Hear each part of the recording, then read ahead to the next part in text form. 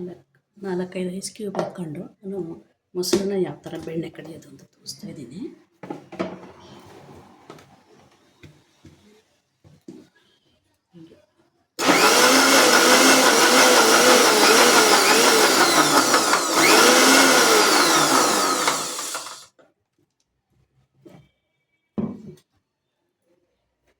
ಈ ಥರ ಬರುತ್ತೆ ಬೆಣ್ಣೆ.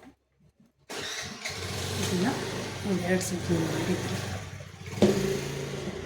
ಈ ಥರ ಬರುತ್ತೆ.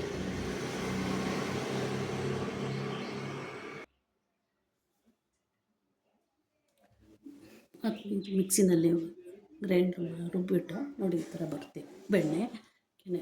ಕೆನೆ ಕಡಿದ್ರೆ ಬೆಣ್ಣೆ ಬರುತ್ತೆ. ಇದನ್ನು ಸ್ವಲ್ಪ ಬಿಸಿ ನೀರಲ್ಲಿ ಕೈನ ಮಾಡಿಕೊಂಡು ನಾವು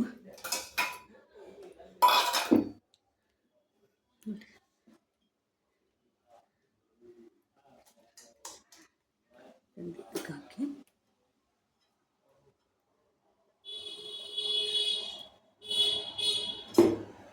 ಈ ಥರ ಮಾಡಿದರೆ ಇದರಲ್ಲಿರೋ ಮಜ್ಜಿಗೆ ಎಲ್ಲ ಹೋಗ್ಬಿಡುತ್ತೆ.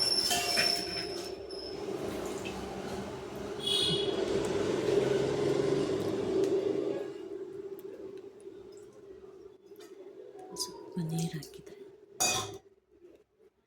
ನೀರಾಕಿ ವಾಶ್ ಮಾಡಿದರೆ ಇದರಲ್ಲಿ ಮಜ್ಜಿಗೆ ಎಲ್ಲ ಹೋಗ್ತಾ ಇರುತ್ತೆ.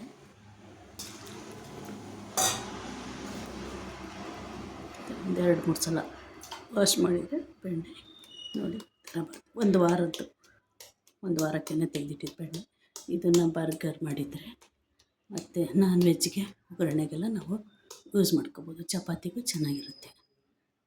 ಇದನ್ನು